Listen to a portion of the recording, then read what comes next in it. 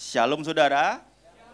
Puji nama Tuhan, kita ada di bulan Februari dan kita tahu tanggal 14 Februari kita memperingati Valentine dan juga pemilu.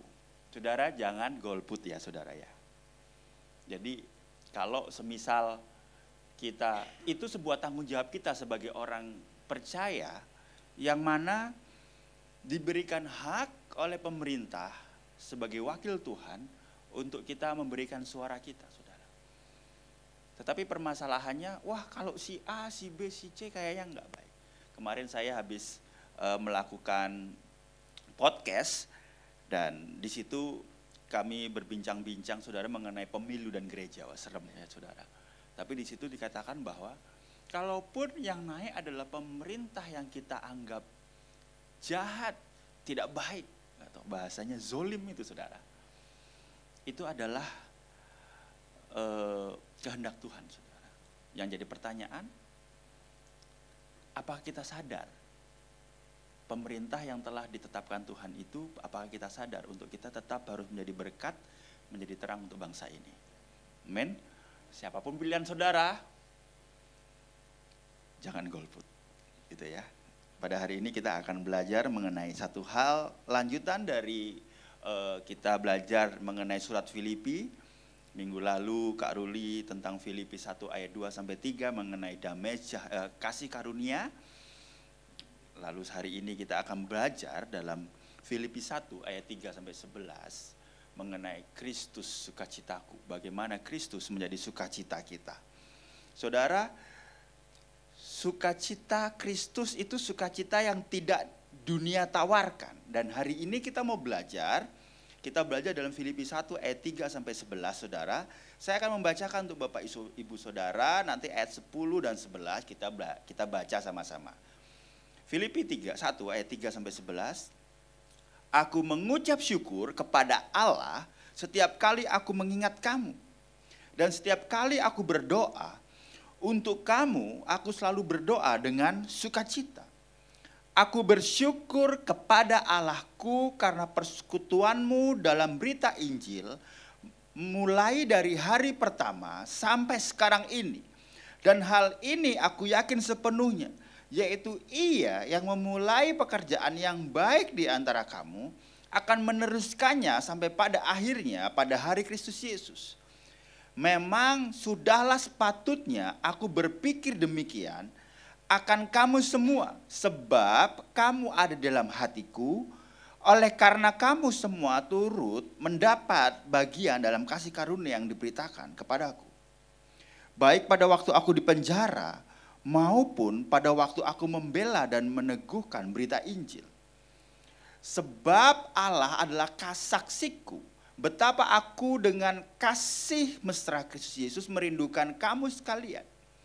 Dan inilah doaku, semoga kasihmu makin melimpah dalam pengetahuan yang benar dan dalam segala macam pengertian. Sama-sama ayat 10, 1, 2, 3. Sehingga kamu dapat memilih apa yang baik, supaya kamu suci dan tak bercacat menjelang hari Kristus. Ayat 11. Penuh dengan buah kebenaran yang dikerjakan oleh Yesus Kristus untuk memuliakan dan memuji Allah. Saudara, ayat 3 dan ayat 4 ini digunakan untuk Valentine, saudara, biasanya. Aku mengucap syukur kepada Allah setiap kali aku mengingat kamu, gitu ya. Kalau untuk galau, merayu gitu, nggak tahu saudara, yang mengucapkan ini lagi di penjara. Jadi kalau mau mengucapkan atau gombalin pakai ayat kayaknya kurang tepat memakai ayat ini saudara. Tapi ini saudara, ayat ini saudara dilatar belakangi dari seorang Paulus yang begini, dia tetap bersukacita, tetap bersyukur dan tetap percaya walaupun dia sedang menderita atau di penjara. Orang yang menulis ini lagi di penjara, tapi dia tetap setia, next slide, dia tetap bersyukur dan dia tetap percaya walau dia sedang di penjara.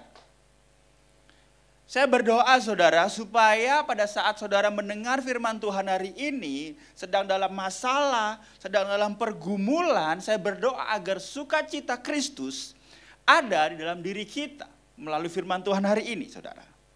Nah, sebelum saya masuk saudara, saya akan menjabarkan sukacita yang bagaimana saudara.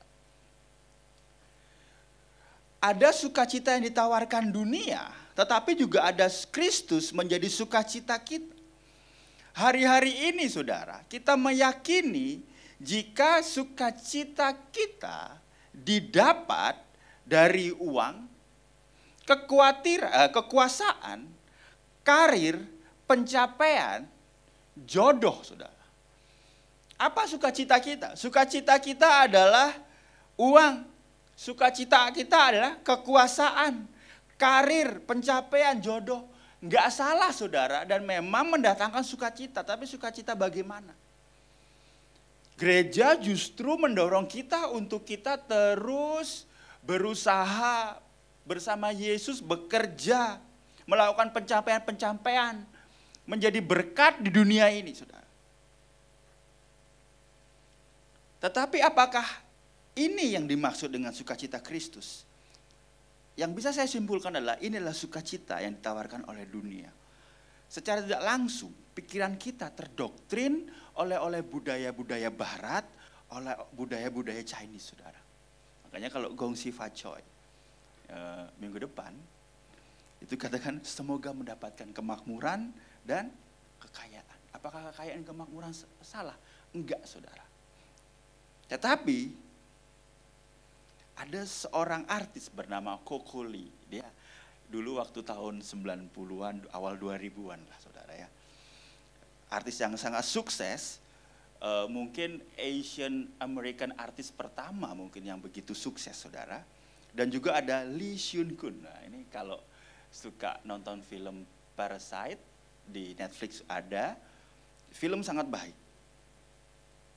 Dan masih banyak lagi orang-orang yang memiliki kuasa, karir, pencapaian, dan mereka pikir mendapatkan sukacita, ternyata tidak. Dua artis ini saudara, bunuh diri saudara.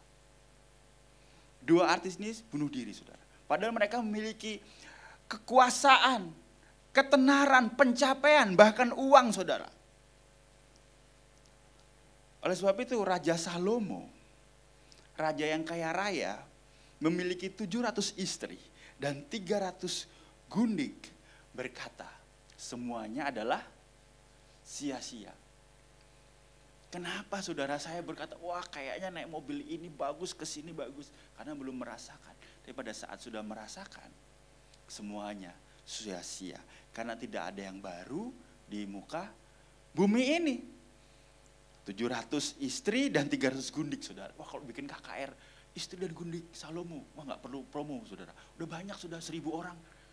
Bahkan Salomo lupa, ini istri keberapa? Karena kalau mau ketemu istri lagi, 2 tahun lagi gitu. Wah, dikiranya istri baru padahal istri yang tahun lalu saudara. Alexander the Great berkata begini, dia adalah seorang raja yang menguasai seorang raja menguasai dunia dia dari Yunani saudara. Di suatu saat di tendanya dia menangis saudara. Dia berkata, tidak ada lagi daerah yang bisa saya kuasai. Enggak ada lagi. Dia pikir menguasai dunia ini ada sukacita. Tapi begitu tidak ada yang dikuasai lagi, sukacitanya hilang. Tuhan-Tuhan duniawi mereka ini saudara, tidak bisa memberikan sukacita sejati. Apakah bisa? Bisa, tetapi tidak bisa memberikan sukacita sejati. Uang, kekayaan, pencapaian, kuasa yang gereja dorong, kejar untuk mendapatkan berkat. Tetapi itu bukan sukacita sejati kita. Tetapi saudara, ada seorang Paulus yang dipenjara, tetapi bisa dikatakan merupakan orang yang paling bersukacita di Roma saat itu. Di suratnya dikatakan ada 16 kali dia berkata, sukacita, aku bersukacita, mengucap syukur. Bayangkan ada orang yang dipenjara, tetapi menjadi orang yang paling bersukacita di dalam hidupnya. Kenapa saudara? Karena Paulus memiliki sukacita sejati di dalam Yesus yang melebihi uang, kekayaan, karir, pencapaian, dan lain-lain. Yang melebihi hal itu saudara. Yang jadi pertanyaan, dari mana sumber sukacita kita? Dari manakah sumber sukacita kita pada hari ini? Saya berdoa supaya Yesus adalah sumber sukacita kita pada hari ini. Saya berdoa setelah mendengar firman Tuhan, kita sadar bahwa sukacita dalam Yesus adalah sukacita kekal di hati kita. Dan hari ini kita akan belajar dari Filipi 1 ayat 3 sampai 11, ayat yang mengenai sukacita sejati. Jika kita punya sukacita sejati dalam Kristus, apa yang terjadi? Minimal ada 3 hal saudara yang kita akan belajar pada saat kita mendapatkan sukacita dalam Kristus. Yang pertama, sukacita Kristus terpancar dalam kerohanian kita. Jadi kerohanian kita akan terlihat pada saat kita memiliki sukacita. Yang kedua, sukacita Kristus menyadarkan kita akan karya Tuhan. Dan yang ketiga, sukacita Kristus memampukan kita untuk mengasihi sesama. Kita bahas yang pertama, sukacita Kristus terpancar dalam kerohanian kita. Katakan kerohanian kita. Dalam Filipi 1 ayat 3 sampai 5 dikatakan, aku mengucap syukur kepada Allahku setiap kali aku mengingat kamu dan setiap kali aku berdoa untuk kamu semua.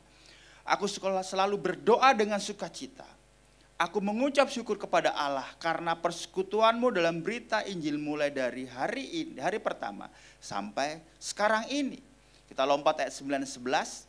Dan inilah doaku, semoga kasihmu makin melimpah dalam pengetahuan yang benar dan dalam segala macam pengertian, sehingga kamu dapat memilih apa yang baik, supaya kamu suci dan tak bercacat menjelang hari Kristus, penuh dengan buah kebenaran yang dikerjakan oleh Yesus Kristus untuk memuliakan dan memuji Allah. Saudara, saat kita memiliki sukacita Kristus, maka otomatis kerohanian kita bertumbuh dan hal itu terlihat dari kita. Salah satunya adalah kita suka berdoa. Kita berdoa dengan sukacita untuk keluarga dan juga untuk keluarga di dalam Kristus. Di ayat 3 sampai 4 dikatakan, aku mengucap syukur kepada Allah setiap kali aku mengingat kamu. Aku berdoa dengan sukacita, dikatakan saudara. Iman kita naik pada saat kerohanian kita naik. Kenapa kerohanian kita naik? Karena kita bertumbuh, memiliki kerinduan untuk berdoa untuk keluarga dan gereja, dan keluarga kita pribadi. Kerohanian yang kuat membuat kehidupan kita yang kuat, dan itu terpancar dari doa-doa kita, saudara. Oleh sebab itu saya mendorong untuk kita mengajarkan untuk kita berdoa bukan hanya untuk diri sendiri, tapi berdoa untuk orang lain dan keluarga saudara. Yang menjadi pertanyaan, apakah kita berdoa? Saya nggak ngomong apakah kita suka berdoa. Apakah kita berdoa saudara? Mama saya selalu bilang, wah saya berdoa buat kamu ya, pokoknya kamu begini. Doa itu penting saudara. Doalah untuk segala hal yang kita lakukan, berdoa untuk keluarga kita, untuk istri, untuk suami, untuk anak, untuk usaha kita, untuk gereja kita berdoa. Orang tua harus memiliki kehidupan doa yang luar biasa, saudara.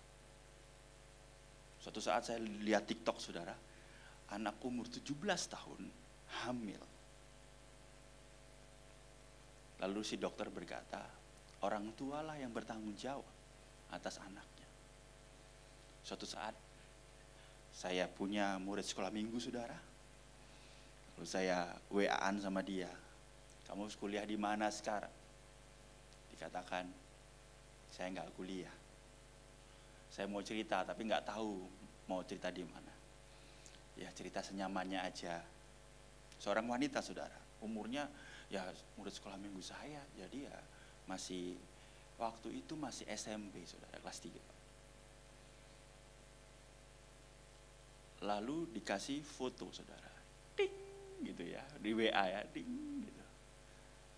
Ada foto baby, saudara. Kak, ini anak saya, 3 SMP. Saya doakan dia, saya sadarkan dia, kamu sekarang seorang ibu, segala macam. Lalu saya tanya, kenapa bisa terjadi? Ya karena orang tuanya tidak memperhatikan. Kalian kan masih SMA, kok bisa? Ya kami melakukannya di rumah. Kenapa? Papanya sibuk kerja, mamanya sibuk main sosial media.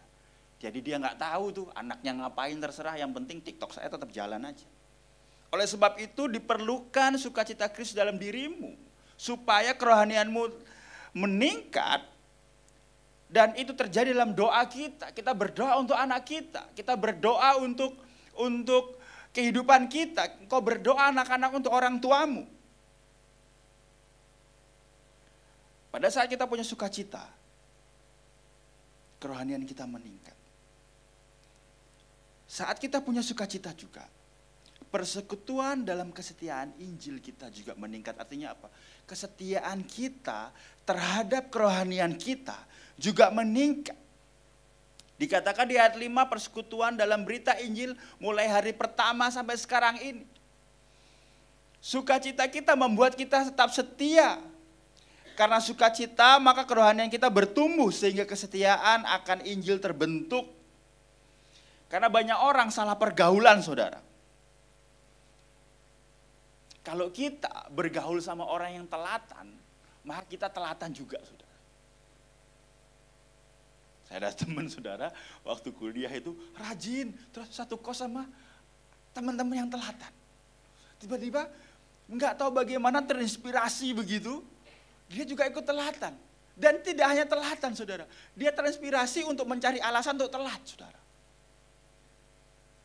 Sampai terinspirasi pada saat telat itu mukanya dimelas-melasin, saudara. Jadi ibu dosen itu kasihan gitu. Tapi kitanya ketawa-ketawa. Alasan apa lagi nih dia? Ban bocor, nganter orang tua, saudara. Sampai pada suatu saat dia masuk, selalu saya bilang, jangan percaya bu, itu pasti ketiduran, saya bilang gitu. Kita harus bersekutu dalam keluarga Injil, dalam keluarga rohani, saudara. Banyak orang yang setia terhadap berkat dan kesembuhan. Makanya kalau enggak dapat, mereka komplain, saudara, dan mereka tidak setia. Kita percaya kepada Yesus bukan hanya karena pekerjaannya, tetapi karena pribadinya. Dan saya bersuka cita karena saya dikelilingi oleh Bapak Ibu Saudara, para pelayan Tuhan di tempat ini, yang kita bersama-sama setia. Karena apa? Kita punya sukacita dalam Tuhan. Dulu saya sombong, saudara. Saya merasa di kampus tuh pinter lah gitu ya. Lalu kalau ada khotbah orang tuh kayaknya, apa ini? Kayaknya nggak bener nih khotbahnya nih gitu ya. Biasa kalau orang baru lulus sabuk putih, saudara. Kalau karate, jadi paling pinter di dunia gitu kan. Tetapi saudara, pada saat saya merenungkan, saudara, saya salah, saudara. Harusnya saya punya sukacita Kristus kalau ada orang yang memberitakan firman Tuhan juga. Tetapi saudara, sukacita tidak hanya terlihat dalam kerohanian kita dan dalam kesetiaan kita, tetapi sukacita memampukan kita memiliki kehidupan yang berkenan dalam Tuhan. Dalam Filipi 9 ayat 11 dikatakan bahwa kita pada saat kita bersukacita, pengetahuan dan pengertian kita bertambah, memiliki apa yang baik, suci dan tak bercacat, buah dari kebenaran, saudara. Dan ini yang dikerjakan Tuhan Yesus dalam diri kita, saudara. Sukacita itu memampukan kita untuk hidup berkenan kepada Tuhan. Mana ada orang bersuka cita dan ingin bikin jahat? Saya ketawa, saya bersuka cita. Saya doain lah, Pak Freddy nanti sakit. Saya bersuka cita. Nggak ada, saudara. Pada saat kita bersuka cita dan sukacita karena Kristus, kita memiliki cara pandang untuk kita terus berkenan di dalam Kristus, saudara.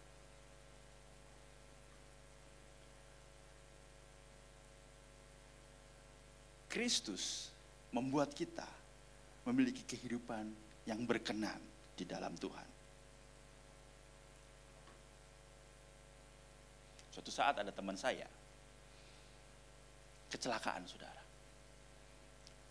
Tangannya patah, kakinya patah. Pada saat saya jenguk dia berkata, "Bro, udah kalau gua sembuh saya mau melayani Tuhan." Kadangkala, saudara, hal-hal seperti itu tidak akan bertahan lama karena tidak dihasilkan dari sukacita kita. Perkenanan dan hidup berkenan kita tidak dihasilkan dari sukacita, tetapi dari apa? Dari masalah, saudara. Begitu masalah selesai, maka dia akan mundur. Begitu juga dengan orang. Kenapa orang berhenti selingkuh? Menurut survei, karena takut ketahuan, takut keluarganya berantakan. Yang kayak gini, saudara, tunggu aja. Begitu dia merasa tidak akan ketahuan lagi, dia akan balik lagi, saudara. Bagaimana bisa sembuh? Kalau dia tahu, dia memiliki sukacita Kristus. Dan sukacita si Kristus itu membuat dia mengerti bahwa keluarganya berharga di dalam dirinya. Yang kedua, saudara, sukacita Kristus menyadarkan kita akan karyanya. Dikatakan dalam Filipi 1 ayat 6-7, akan hal ini aku yakin sepenuhnya, yaitu Ia yang memulai pekerjaan yang baik di antara kamu akan meneruskannya sampai pada akhirnya pada hari Kristus Yesus. Memang sudahlah sepatutnya aku berpikir demikian akan kamu semua, sebab kamu ada di dalam hatiku. Oleh karena kamu, supaya kamu semua turut mendapat bagian dalam kasih karunia yang diberikan kepadaku. Baik pada waktu aku dipenjarakan, maupun pada waktu aku membela dan meneguhkan berita Injil. Saudara, pada saat sukacita Kristus ada dalam diri kita, maka kita akan sadar bahwa ada karya Kristus yang agung ada dalam diriku. Oleh sebab itu, kita harus fokus kepada karya agung Yesus, bukan hal-hal di duniawi, saudara. Sadarkah kita pada saat kita duduk di tempat ini, saudara, Tuhan terus berkarya dalam hidup kita. Tuhan berkarya dalam karya keselamatannya. Tuhan berkarya dalam peneguhan iman kita. Tuhan berkarya dalam perkenanannya, saudara. Makanya, saudara, kita harus sadar, Dia terus bekerja dalam kehidupan kita dan tidak pernah berhenti. Makanya kalau ada orang berkata, "Mana Tuhan? Mana Tuhan?" Dia tidak sadar kalau Tuhan sedang bekerja dalam dirinya untuk mendatangkan kebaikan-kebaikan. Kalau kita nggak sadar ada Tuhan dalam diri kita, kita akan fokus kepada hal-hal lain, saudara. Kalau kita nggak sadar bahwa Tuhan bekerja dalam kehidupan kita, maka kita akan berkata, bosen firman Tuhan. Bosen gereja-gerejaan. Capek aku. Bosen firman Tuhan terus. Kenapa? Karena kita tidak menghargai karya itu, saudara. Kenapa? Karena kita tidak memiliki sukacita itu. Fokuslah kepada karya itu. Saudara, pada saat kita fokus kepada Tuhan, bukan berarti kita datang kepada Tuhan, kita berpikir, Tuhan, salib Tuhan, enggak, saudara.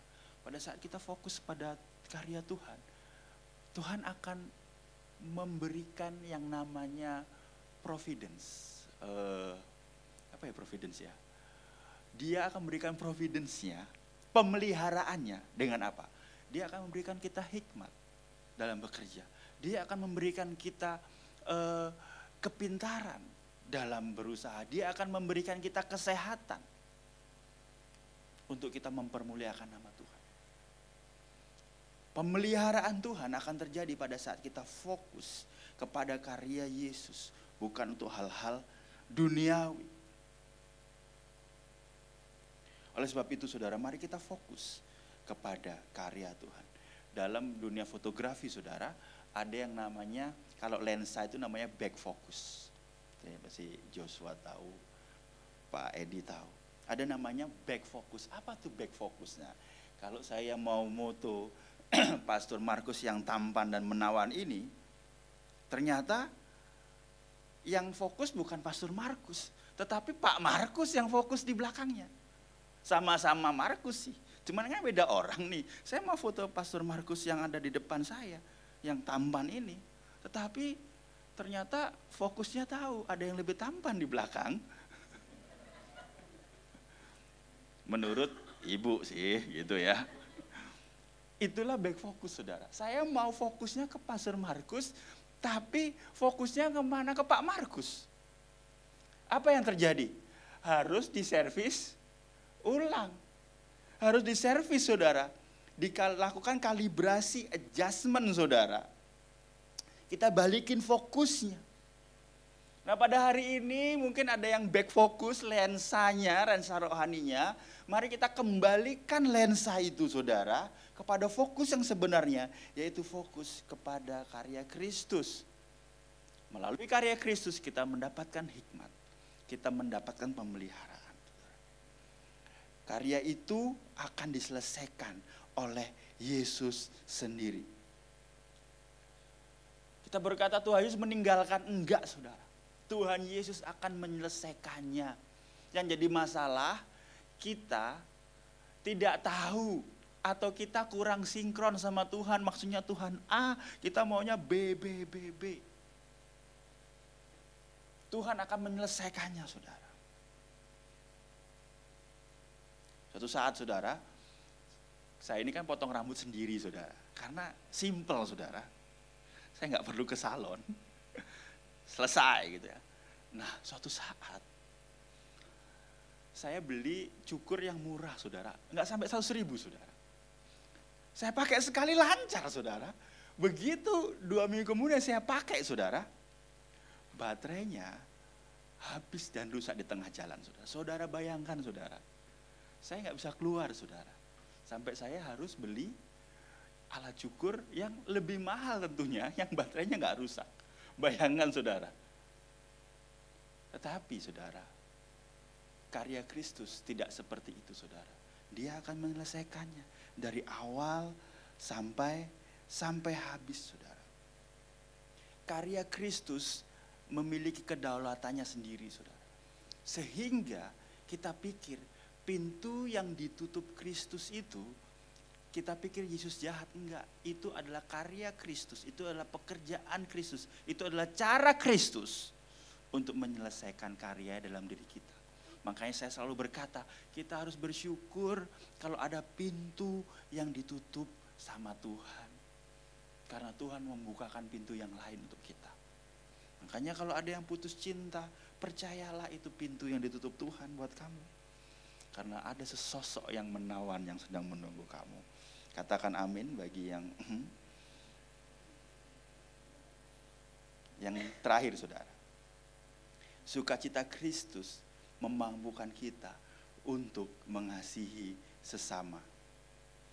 Mengasihi sesama, wah biasa banget lah. Firman Tuhan mengasihi sesama itu biasa banget. Dalam setahun saya mungkin bisa dengar 10-20 kali. Tapi dalam Filipi 1 ayat 7-8 dikatakan, memang sudahlah sepatutnya aku berpikir demikian akan kamu semua. Sebab kamu ada dalam hatiku. Oleh karena kamu semua turut mendapat bagian dalam kasih karunia yang diberitakan kepadaku. Perhatikan kata, oleh karena kamu semua turut mendapatkan bagian dalam kasih karunia yang diberitakan kepadaku. Baik pada waktu aku di penjara maupun pada waktu aku membela dan meneguhkan berita Injil. Ayat 8 saudara. Sebab Allah adalah saksiku betapa aku dengan kasih mesra Kristus Yesus merindukan kamu sekalian. Bahwa Paulus memberi teladan bahwa walaupun dia di penjara, walaupun dia menderita, tapi karena kasih karunia Kristus dalam dirinya, dia tetap mampu mengasihi. Tidak hanya mampu mengasihi orang terdekat, tapi mengasihi sesamanya manusia. Karena sukacita dari Kristus itu membuat kita tidak egois, saudara. Paulus di penjara, saudara. Paulus mau dihukum mati, tetapi dia tidak egois. Dia tetap memiliki kasih. Dia tidak mementingkan diri sendiri. Pada dasarnya kita adalah orang yang egois yang perlu Tuhan. Kita lebih mendahulukan mana coba? Kita mendahulukan urusan Tuhan atau urusan pribadi? Kalau saya pribadi, saudara, begitu saya merenungkan, iya ya Tuhan, saya kebanyakan mendahulukan urusan pribadi dibanding urusan Tuhan. Tapi pada hari ini kita rindu sukacita Kristus ada dalam diri kita. Dan kita mau mendahulukan urusan Tuhan daripada urusan gereja.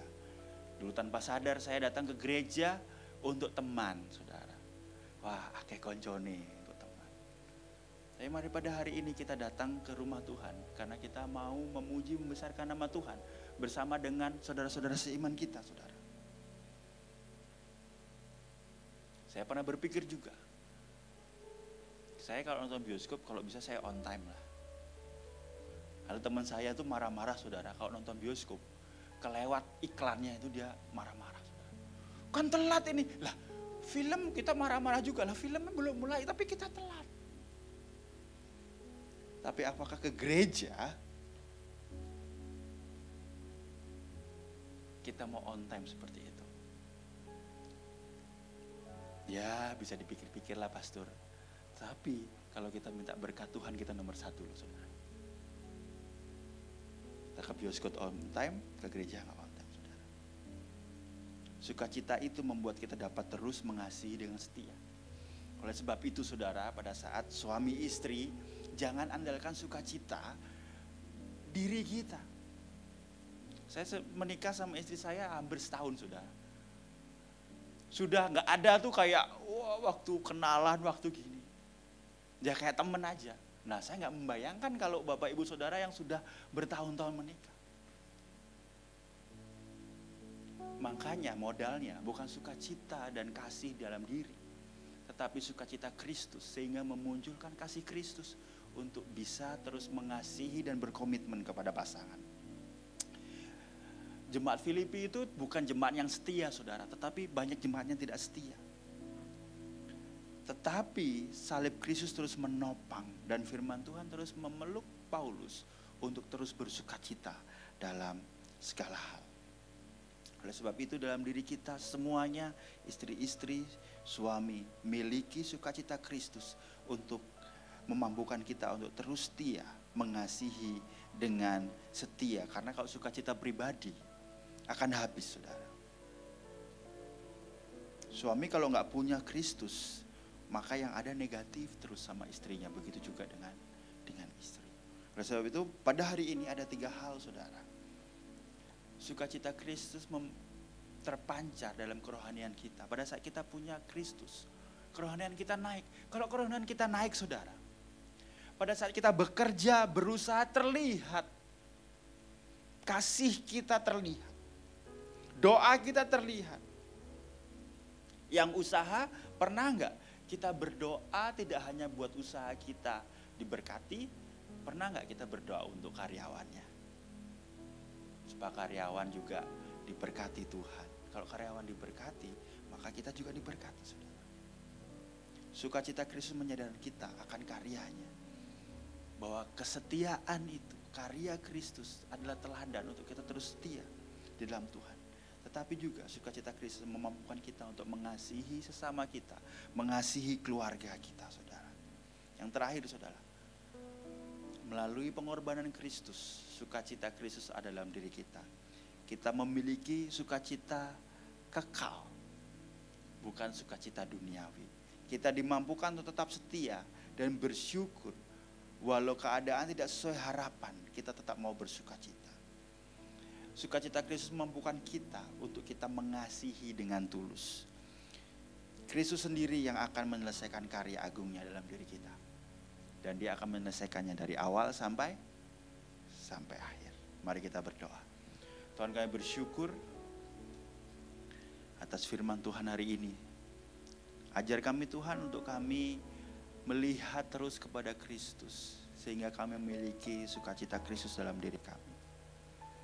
Terima kasih Yesus, terima kasih. Ajar kami untuk kami sukacita sehingga kerohanian kami terpancar.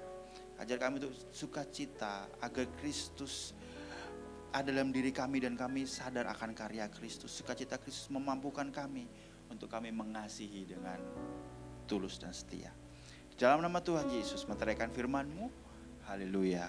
Amin.